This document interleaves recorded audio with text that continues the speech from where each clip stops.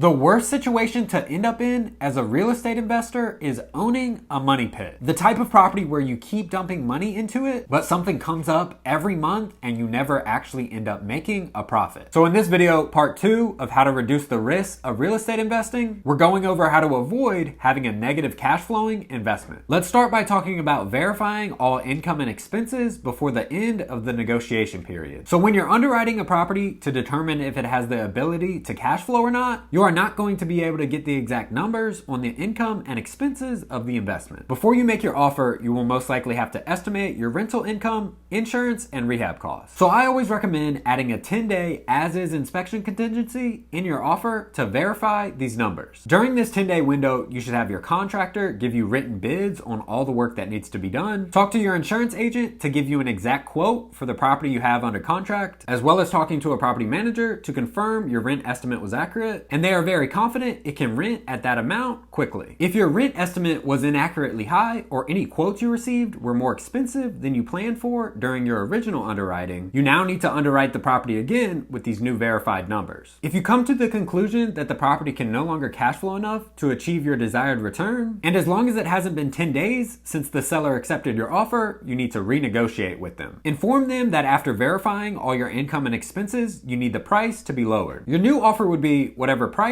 you need it to be to make your desired return, just as you would if you were offering on a property you didn't have under contract. Let's say you see a property listed for $200,000 and you want to make a 5% cash on cash return. You estimate $4,000 in closing costs, $10,000 in repairs. You put 20% down at a 6.5% rate. You estimate $2,200 a month in rent, $100 a month in insurance. You put away 15% for repairs and vacancy. You do 9% for management and $100 a month for miscellaneous. Since you can offer list price and still achieve your 5% cash on cash return, that's what you offer and it gets accepted. But you receive bids from your contractor at $15,000, your property manager would feel more comfortable renting the property out at $2,100, and your insurance agent quotes you at $150 a month.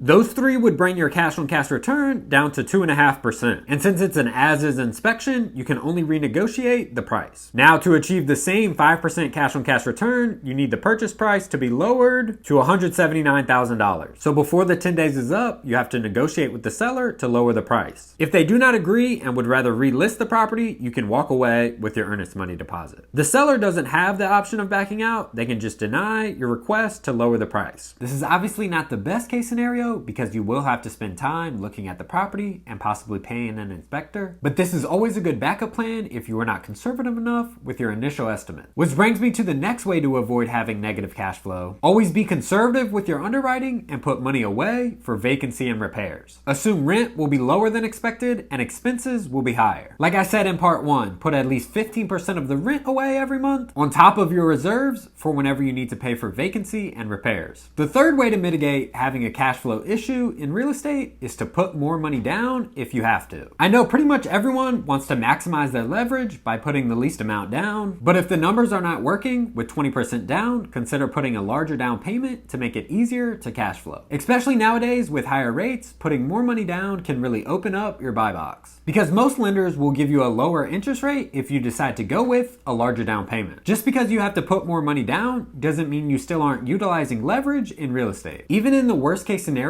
you have to put 50% down, you are still owning an asset that's twice the value of the money used to buy it. So if the property appreciates at a conservative 3%, you'll still be getting a 6% return on your investment from appreciation alone. Using the same example as before, but with an 8% interest rate and 20% down, your cash on cash return would only be 2% and not even cash flow $100 a month. The yearly cash flow could easily be wiped out by a big repair or vacancy. But if everything stays the same and you put 35% down, which would probably lower your interest rate to 7.5%, while it does require more capital, your cash on cash return jumps up to 5% and you're now cash flowing $350 a month. This is a much more healthy cushion and would require a lot more things to go wrong to be completely wiped out every month. The fourth and most important way to avoid having negative cash flow is to have a great property manager. Even if you manage your properties yourself, these tips will help you reduce your overall monthly expenses. First, make sure your property manager isn't overcharging you for maintenance. maintenance. Most property managers will have close relationships with handymen, and some even have people in-house that take care of their maintenance requests. Most managers have a limit for when they will contact the owner about a maintenance issue. For example, they could require you to keep a $500 reserve in a specific account they have access to for when small repairs come up. So they don't have to coordinate with you, and they can just send their contractors to go out and handle it. Then just refill the account back to $500 with part of the next rent check. But if the repair is over $500, they will coordinate with the owner and allow you to decide who you want to send out to complete the work, which is nice because then you don't have to bother with the day-to-day stuff. But this can become a problem because almost all managers will charge you more than what they paid the handyman for the job, which is part of the business. Whenever there's a middleman, there's always an extra fee. But keep a close eye on these receipts at the end of every month to make sure these are not ridiculous upcharges for very simple and easy repairs. Piggybacking off that point is to make sure if the tenant is causing any of this damage that is beyond normal wear and tear, is to have the property manager charge them for the work that needs to be done. Also, if you feel like every month the tenant is being very needy about repairs and making unreasonable requests far too often, the next time the lease renews, add an addendum that there will be a small charge to the tenant every time a repair request is made under $100. That will slow down much of the unnecessary handyman trips and property manager upcharges, increasing your cash flow. The property manager should perform very extensive tenant screening as well to ensure that none of that becomes a problem in the first place. Property managers should perform credit checks, employment verification, if any previous evictions or lawsuits have been filed against them, criminal background checks, and income verification. Before the tenant has moved in, they should conduct a pre-move-in inspection with pictures. Once they have moved in, they should perform at minimum an annual inspection to address any defects before they become a bigger problem. You also want your property manager to be in close contact with the tenant when the time comes to renew their lease. You want your manager to find out if the tenant plans on moving so you can get an idea of what needs to be done for the next tenant. If they plan on staying, the manager should talk to them about a rent increase and notify them that it is still at or below market value if they are thinking about leaving due to the increase. And tenant screening limits the chance of an eviction as well. A great way to lose money every month as a landlord is to have to go through the eviction process. Even in landlord-friendly states, when you have a tenant that doesn't pay, you are forced to come out of pocket for all property expenses while the eviction is taking place. On top of that, if a tenant is bad enough to not pay rent and have to get evicted, they probably didn't take great care of the property. So when you finally do get them out, you will have to spend more money and time on the repairs, all before a new tenant can take their place and start paying. On the other hand, if you are not able to pay for the vacancy and repairs after an eviction, you could be forced into an even worse situation by potentially having to sell the property at a loss. That's the risk that we focused on in part 1. You can watch that video here, and if you need help buying, selling, or investing in real estate, my information will be in the description.